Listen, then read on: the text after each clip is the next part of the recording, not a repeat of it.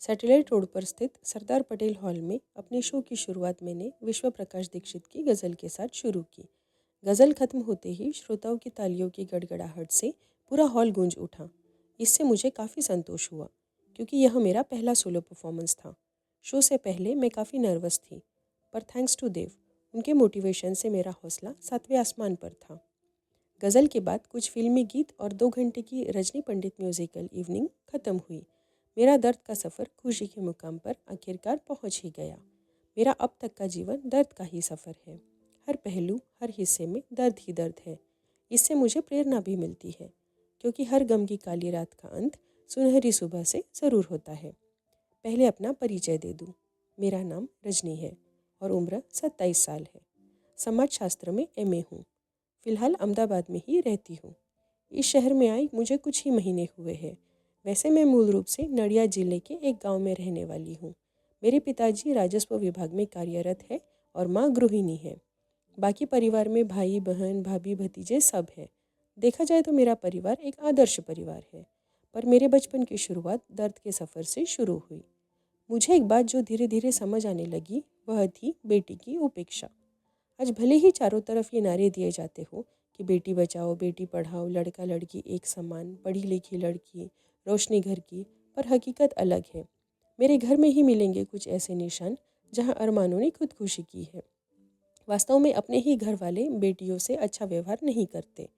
चाहे माता पिता हो या भाई भाभी, उनका व्यवहार भी ठीक नहीं रहता है। वे पग पग पर लड़कियों की उपेक्षा करते हैं, उन्हें मानसिक रूप से प्रताड़ित करते हैं। लड़कियों को बोझ समझा जाता है। और हो सकता है कि हर घर में ऐसा नहीं हो, पर मेरे घर में ऐसा होता है। मैंने इसे महसूस किया है और भोगा है। मैंने माँ बेटी, बाप बेटी, भाई बहन और भाभी ननद के बीच रिश्तों की असलियत देखी है। उसका खुद अनुभव भी किया है। आपसी रिश्तों में प्रेम के महत्व पर मुझे एक लघु कथा याद आ रही है। एक बार एक ग्वालन दूध बेच रही थी और सबको दूध नाप नाप कर दे रही थी। उसी समय एक नौजवान दूध लेने आया तो ग्वालन ने बिना नापे ही उस नौजवान का बर्तन दूध से भर दिया। वहीं थोड़ी दूर पर एक साधु हाथ में माला लेकर मनकों को फेर रहा था। उसकी नज़र ग्वालन पर पड़ी और उसने यह सब देखा और पास बैठे व्यक्ति को सारी बात बताकर इसका कारण पूछा। उस व्यक्ति ने बताया कि जिस नौजवान को उस ग्वालन ने बिना नापे दूध दिया है, वह उससे प्रेम करती है। यह बात साधु के दिल को छू गई और उसने सोचा कि एक दूध बेचने वाली ग्वालन जिससे प्रेम करती है, उसका हिसाब नहीं रखती, और मैं यहाँ बैठा सुबह से शाम तक मन के गिन गिन कर माला फेर रहा हूँ। मुझसे तो अच्छी यह ग्वालन है। और उसने माला तोड़कर फेंक दी। जीवन ऐसा ही होना चाहिए। जहाँ प्रेम होता है वहाँ हिसाब किताब नहीं होता, और जहाँ हिसाब किताब होता है वहाँ प्यार नहीं, सिर्फ व्यापार होता है। हम कम से कम आपसी रिश्तों को तो स्वार्थ, उपेक्षा, नफरत, विरोध व व्यापार से दूर रखें। मैं अपने घर के अनुभव को आज के समाज से जोड़ती हूँ। पिछले 2 दिनों से लगातार अखबार में कुछ ऐसी ही खबरें आ रही हैं। उनमें एक खबर थी कि मुंबई में एक महिला का बेटा अमेरिका से जब घर आया तो उसे अपनी माँ का कंकाल बंद घर में मिला। उस महिला के उसी बिल्डिंग में 2 फ्लैट थे, जिनकी कीमत करोड़ों में है, और बेटा भी अमेरिका में अच्छा कमाता है। दूसरी खबर थी कि रेमंड्स कंपनी के मालिक विजयपत सिंघानिया अब जिंदगी के आखिरी दिनों में मुंबई के एक छोटे से फ्लैट में मुफलिसी में जिंदगी बिता रहे हैं। एक मामले में माँ और बेटे के बीच रिश्ते असंवेदनशील हो गए, तो दूसरी मिसाल में बाप बेटे के बीच रिश्ते तल्लक हो गए। विजयपत का सगा बेटा गौतम ही उन्हें कुछ भी देने को राजी नहीं है, इसलिए विजयपत को अदालत का सहारा लेना पड़ा। आज के रिश्ते स्वार्थी, क्रूर, निर्दयी और असंवेदनशील हो गए हैं। उनमें नज़दीक का स्नेह और अपनापन नहीं है। रिश्तों में गर्मजोशी नहीं है। प्रेम गायब हो चुका है। मैं ईश्वर दत्त अंजुम को याद करती हूँ। तुमको रोना है तो महफिल सजा कर न रोना, दिल का हर दर्द ज़माने से छुपा कर रोना। रोने धोने के भी दस्तूर हुआ करते हैं, अपने अश्कों में लहू दिल का मिला कर रोना। मेरी माँ मेरे प्रति पता नहीं क्यों कुछ ज़्यादा ही क्रूर नज़र आई है। इसे मैं काफ़ी पहले से महसूस कर रही हूँ, लेकिन इस क्रूरता में इजाफा 2 साल पहले हुआ, जब मेरे भाई की शादी हुई और भाभी का घर में प्रवेश हुआ। भाभी ने आते ही मेरा जीवन हराम कर दिया। वह छोटी छोटी बातों को लेकर मेरे पीछे पड़ने लगी, मुझे ताना मारने लगी। जब गुस्सा आता तो पूरा आसमान सिर पर उठा लेती और चीख चीख कर बोलती, रजनी ने मेरा जीना हराम कर दिया है। भाभी ने एक बार फांसी लगाने का भी नाटक किया। मेरी माँ हमेशा उसी के पक्ष में रहती, क्योंकि घर में भाई ही कमाने वाला है।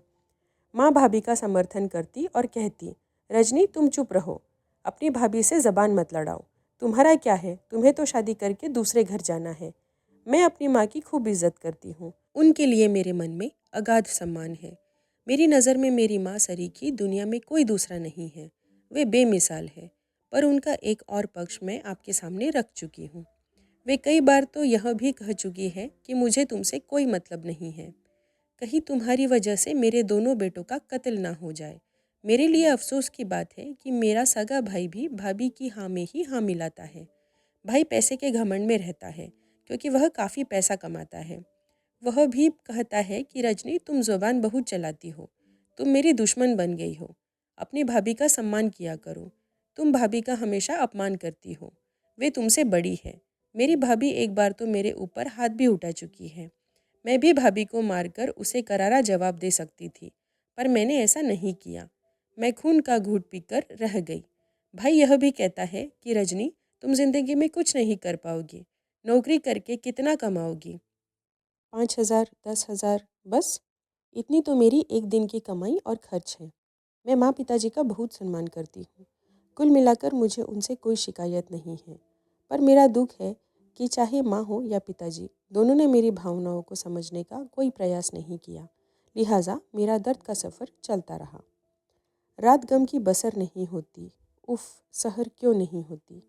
माँ को चाहिए कि वे बेटी की भावनाएं और आकांक्षाओं को समझे, बेटी को कभी हर्ट न करे। कहते भी है कि एक बेटी की मनोविज्ञान उसकी माँ ही समझ सकती है, पर मेरी माँ ने तो मुझे बिल्कुल नहीं समझा। माँ ने हमेशा मेरी उपेक्षा ही की है। मैं लड़की हूँ, माँ मुझे जिस खूंटे से बांध दे मैं वहीं चली जाऊँ, तो मैं बहुत अच्छी वरना खराब। माँ ने बहुत डराया धमकाया, किसी से बात नहीं करने दी, सैकड़ों प्रतिबंध लगा दिए। एक तपती दोपहर है अब हमारी ज़िंदगी, एक उजड़ा सा शहर है अब हमारी ज़िंदगी। हर दिशा में हाथ में पत्थर सजे छोटे बड़े एक सुंदर कांच का घर है अब हमारी ज़िंदगी। माँ का ऐसा व्यवहार मुझे बराबर तोड़ता रहा। यह तो कोई बात नहीं हुई, अपनी संतानों में से माँ किसी एक को दबाए और दूसरे को बाहुबली बना दे। यह बिल्कुल भी उचित नहीं है, लेकिन मेरे साथ यह सब कुछ किया गया। मैंने अपनी ज़िंदगी संवारने की कोशिश की। सोचा जाने दो, अब शौक़ से जिया जाए। बचपन से मुझे गायन का बड़ा शौक़ रहा है। मैं हमेशा से एक सिंगर बनने का सपना देखती रहती। अहमदाबाद में इसका काफ़ी स्कोप था, लेकिन वहाँ शायद ही मेरा सपना पूरा हो पाए। यह सोचकर मैं अहमदाबाद चली आई और यहाँ मैंने एक संगीत विद्यालय में दाखिला ले लिया। इसमें मेरी नई सहेली दीपाली ने काफ़ी मदद की। दीपाली भी बहुत अच्छा गाती है। उससे पहले देव का प्रवेश मेरे जीवन में हो चुका था। देव ने मुझे भावनात्मक सहारा दिया। मैं गायन की दुनिया में आगे बढ़ने लगी। धीरे धीरे मुझे गायकी में मंच मिलने लगे और मेरी ज़िंदगी ढर्रे पर आ गई। और आज मेरे पहले प्रोफेशनल शो की कामयाबी ने दर्द का सफ़र ख़त्म कर दिया। दोस्तों, अगर आपको आज की कहानी अच्छी लगी हो तो हमें कमेंट करके ज़रूर बताएं। हमारे चैनल को सब्सक्राइब करें और इस वीडियो को लाइक और शेयर ज़रूर करें, जिससे कि हम आपके लिए ऐसी अच्छी अच्छी कहानियाँ लाते रहेंगे। मिलते हैं अगली कहानी के साथ। धन्यवाद।